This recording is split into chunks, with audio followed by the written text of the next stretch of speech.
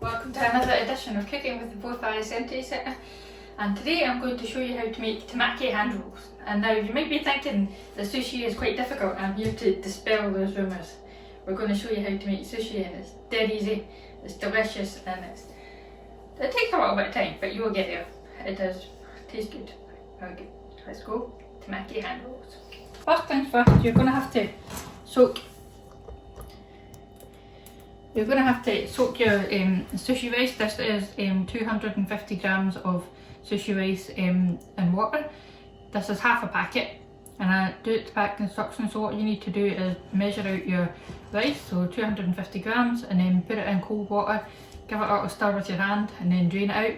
You're going to have to cover it in water and drain it about 6 or 7 times, and what you want to do is that gets the water clear. But yeah, about 6 or 7 times you want to drain it and put water on it, give it a wee stir, drain it and put water on it.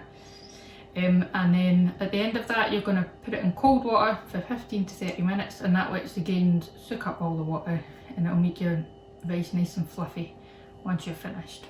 Okay doke. So we're going to leave that. I've got another 15 minutes on that one, so we're going to leave that for a little bit. I'll come back, and then once that's soaked, you just want to drain it off and then cook it. You're going to cook the 250 grams of rice in 330 millilitres of water, and then we'll drain that off, and then I'll show you how we let the rice cool and put the mix on top of that as well. So you can also use sushi vinegar for this. I couldn't find any, but you should be able to find it in some supermarkets. If you can't get hold of it, what we're going to use instead is white rice vinegar. And we're going to use 2 tablespoons of this, and we're going to use a teaspoon of sugar and a little pinch of salt, and you just mix that together and it does the same thing. Okay dokie. The other thing you're going to need is seaweed sheets. There should be there's 5 in a packet for this. We're only going to use about half or a quarter for each little handle, so you don't need to use the whole packet. Again, these you can get in your sort of Asian aisle. In your supermarket, you should be able to get these quite simply. If you don't want to eat those, you can use lettuce if you like as well, or even if you wanted, you could just put sushi stuff in a bowl and eat it that way. What fillings, you can make any kind of filling you want, you can be as creative as you like.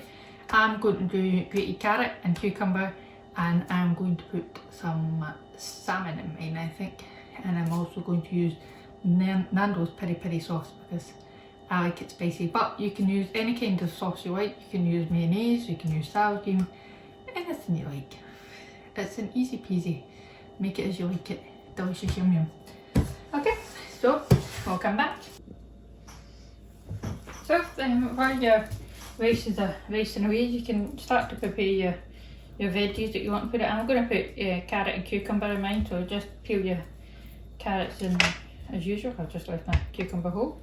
If you have a fancy little grater that has a little zigzag, then that's ideal, but what you ultimately want to do is make your carrot quite fine. So what I'm going to do is I'm just going to shave bits of carrot off, and then I'm going to cut them up a little bit. I could use my grater if I really wanted to, but I'm not going to. So I'm just making ribbons of carrot with my grater, which we're going to chop up a little bit in a minute. Oh. Now if you can't see what I'm doing, I'm holding my carrot flat end down and cutting ribbons off with the grater. I'm going to do the same thing to my cucumber. I'm just going to shave it into ribbons with the peeler. Quite easy.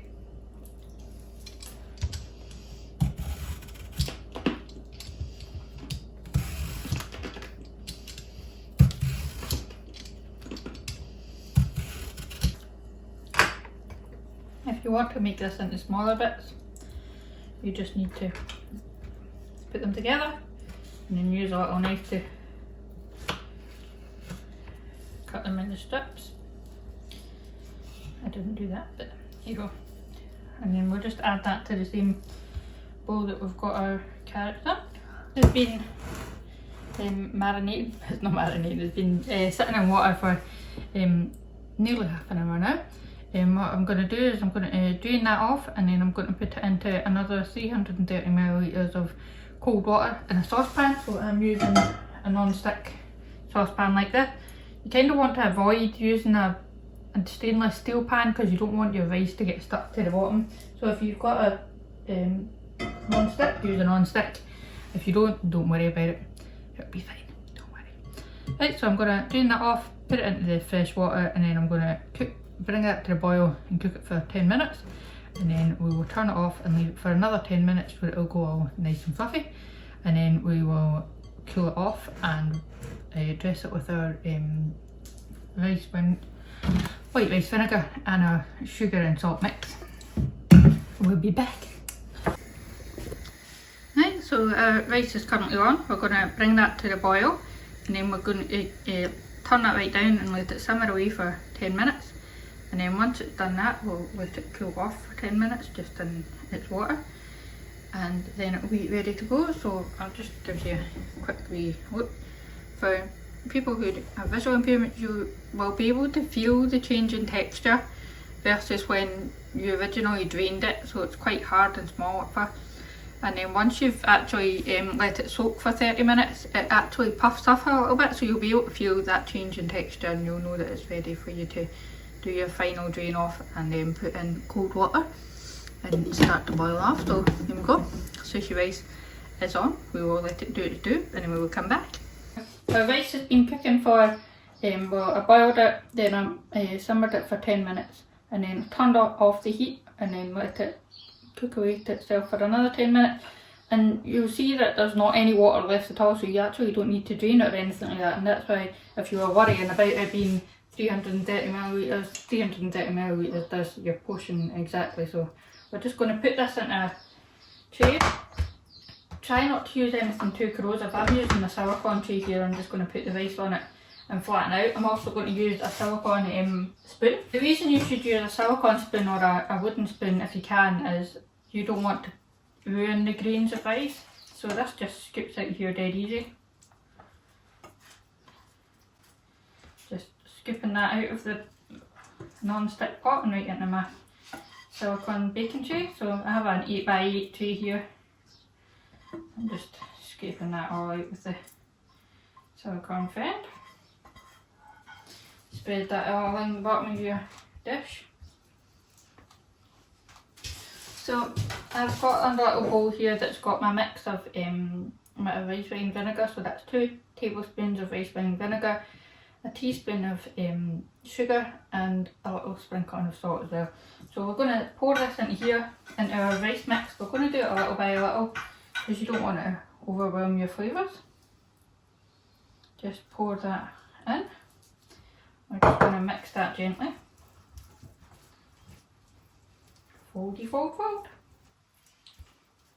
So you can choose to taste it as you go along and decide if you want to add more of your rice wine vinegar or not. Before we can build a temaki rolls, we're going to just let that cool entirely. So leave it in its tray and just leave it off to the side to cool. We'll come back to that. So once it's completely cool, we'll start building our temaki rolls. You don't need any specialist equipment. You don't need a bamboo roll or anything like that. You don't need to worry about any of that. I will show you how we build your hand rolls. The rice has been cooling for a while. It's nice and light to the touch.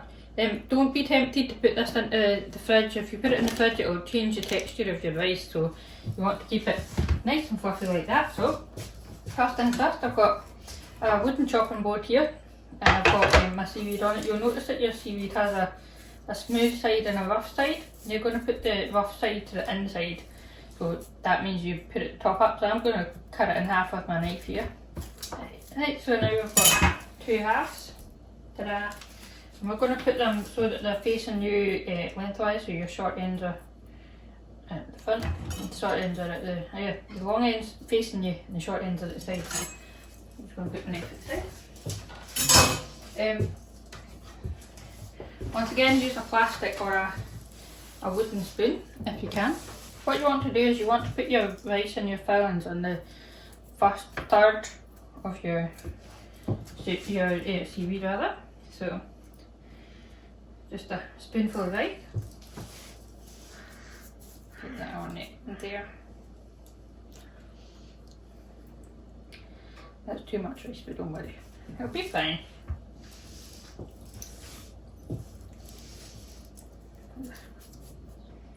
And there, and there.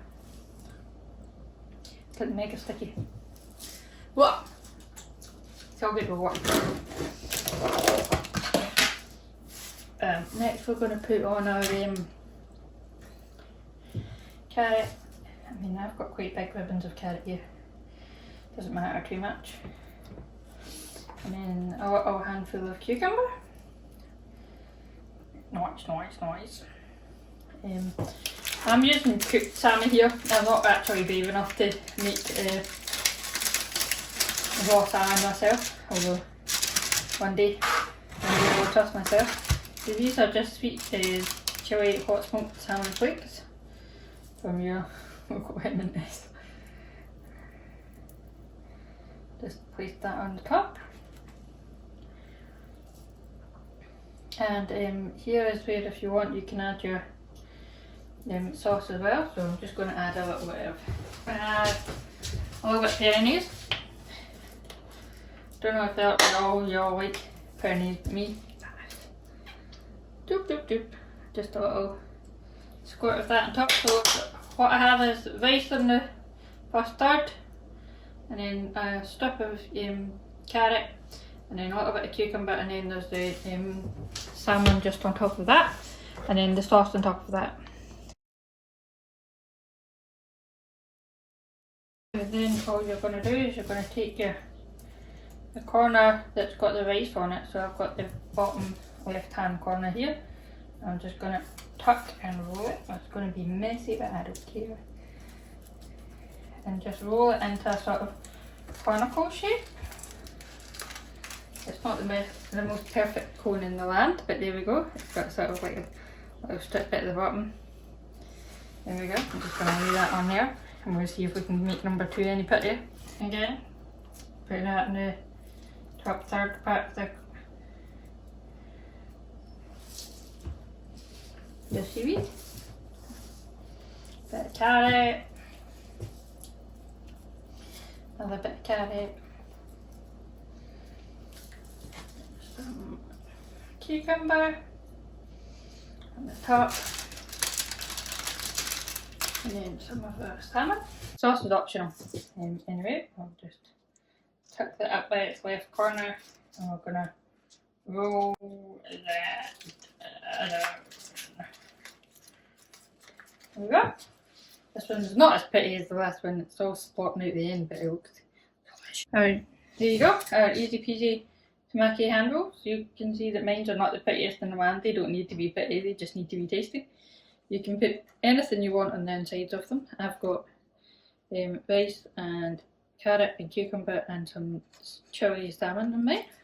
But yes, feel free to experiment at will. I'm sure you could put strip chicken or some cheese in there if you really want to do it. I'm not cheese gal though. So there we have it. Easy peasy Temaki. Ding ding. Welcome to Forth Valley Sensory Centre, where we support people with sensory loss. The centre provides a wide range of groups and classes, helps people access digital technology, and how to save money on their fuel bills. If you have a sensory loss or know someone who does, then please get in touch. Great news for coffee lovers. Cafe TK reopens April 30th. Open weekdays from 9 AM, serving all your favourites. Why not enjoy our sensory garden at the same time?